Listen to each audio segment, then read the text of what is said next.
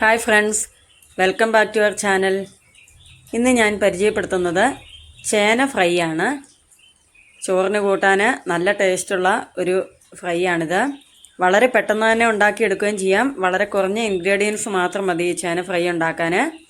എല്ലാവർക്കും ഇഷ്ടപ്പെടും. ചേന കഴിക്കാൻ ഇഷ്ടമില്ലാത്തവരും ഇങ്ങനെ ഫ്രൈ ഉണ്ടാക്കി നോക്കിയാൽ അത് കഴിക്കാൻ ഇഷ്ടപ്പെടും. അതിനുവേണ്ടി ഒരു വലിയ കഷ്ണം ചേന ഞാനെടുത്ത് അതിൻ്റെ തൊലിയൊക്കെ ചെത്തി കഴുകി വൃത്തിയാക്കി വെച്ചിട്ടുണ്ട്. ഇനി അത് ചെറിയ ചതുര കഷ്ണങ്ങളായിട്ടൊന്ന് കട്ട് ചെയ്ത് വയ്ക്കണം. ഇങ്ങനെ തന്നെ അരിഞ്ഞെടുക്കണമെന്ന് നിർബന്ധമൊന്നുമില്ല. മെഴുക്ക് വരട്ടിക്കൊക്കെ സാധാരണ അരിയുന്നത് പോലെ വേണമെങ്കിലും അരിഞ്ഞെടുക്കാം. അതിന് ശേഷം ആ ചേന നമുക്കൊരു 1/4 വേവാകുന്നത് വരെ വെള്ളമൊഴിച്ച് വേവിച്ചെടുക്കാം. വെന്തുടഞ്ഞു പോകരുത്. ഏകദേശം ഒന്ന് വെന്ത് വരുന്ന സമയത്ത് മഞ്ഞൾപ്പൊടി ഉപ്പും കൂടെ ചേർത്ത് കൊടുക്കാം. ചേന ഒരു സ്പൂണും കൊണ്ട് നമുക്കൊന്ന് കട്ട് ചെയ്ത് നോക്കുമ്പോൾ അറിയാം അത് വെന്തിട്ടുണ്ടോയെന്ന്. നമ്മുടെ ചേന വെള്ളമൊക്കെ ഊറ്റിക്കളഞ്ഞ് എടുത്ത് വെച്ചിട്ടുണ്ട്. ഇനി നമുക്കൊരു ഫ്രൈങ് പാൻ എടുത്തിട്ട് അതിലേക്ക് വെളിച്ചെണ്ണ ചേർത്ത് കൊടുക്കാം. ഒരല്പം നെയ്യും കൂടെ നമ്മുടെ ഈ ചേന ഫ്രൈക്ക് ആവശ്യമുണ്ട്. അത് ഞാൻ പിന്നീട് ചേർക്കുന്നുള്ളൂ. നമ്മുടെ വെളിച്ചെണ്ണ ചൂടായി വന്നിട്ടുണ്ട്. അതിൽ 1 ടീസ്പൂൺ കടുക് ചേർത്ത് ഒന്ന് പൊട്ടിച്ചെടുക്കണം. കടുക് പൊട്ടിയതിന് ശേഷം 4-5 വറ്റൽമുളക് ചേർത്തു. ആ വറ്റൽമുളക് മൂത്ത് വന്നതിന് ശേഷം 5-6 വെളുത്തുള്ളി ഒന്ന് നീളത്തിലരിഞ്ഞത് ചേർത്ത് ഒന്ന് ചെറുതായിട്ടൊന്ന് ഫ്രൈ ചെയ്തെടുക്കണം. അതിന് ശേഷം 10-20 ചുവന്നുള്ളിയും കറിവേപ്പിലയും കൂടെ ചേർത്ത് അതും കൂടി ഒന്ന് വഴറ്റിയെടുക്കണം.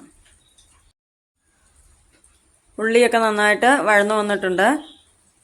അതിന് ശേഷം നമ്മൾ വേവിച്ച് വെച്ച ചേന ഈ എണ്ണയിലേക്ക് ചേർത്ത് ഒരു 2 മിനിറ്റ് ഒന്ന് വഴറ്റണം.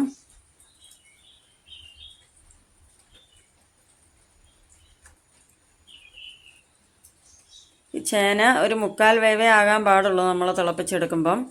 ഇല്ലെങ്കിൽ ഇത് ഫ്രൈ ആക്കുമ്പം കുഴഞ്ഞു പോകാൻ സാധ്യതയുണ്ട്. അതിലേക്ക് ഞാനൊരു 2 ടീസ്പൂൺ നെയ്യ് ചേർത്ത് കൊടുത്തിട്ടുണ്ടായിരുന്നു. ഇനി 1 ടീസ്പൂൺ കുരുമുളക് പൊടി ചേർത്തിട്ടുണ്ട്. 1/2 ടീസ്പൂൺ മല്ലിപ്പൊടി ചേർത്തു.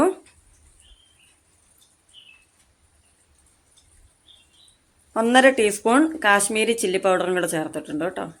ഇനി അതും കൂടെ നന്നായിട്ടൊന്ന് ഇളക്കി യോജിപ്പിച്ചെടുക്കാം. നെയ്യൊക്കെ ചേർത്തപ്പം നല്ലൊരു മണമൊക്കെ വരുന്നുണ്ട് നമ്മുടെ ഫ്രൈക്ക്.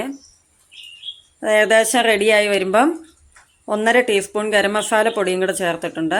ഇനി അതും കൂടെ ഒന്ന് ഇളക്കി യോജിപ്പിച്ചെടുക്കാം. അങ്ങനെ നമ്മുടെ രുചികരമായ ചേന ഫ്രൈ റെഡിയായിട്ടുണ്ട്. വളരെ എളുപ്പത്തിൽ ഉണ്ടാക്കിയെടുക്കാൻ നല്ല സ്വാദാണ് കഴിക്കാൻ. ചേന കിട്ടുമ്പം എല്ലാവരും ഇതൊന്ന് ട്രൈ ചെയ്ത് നോക്കണം.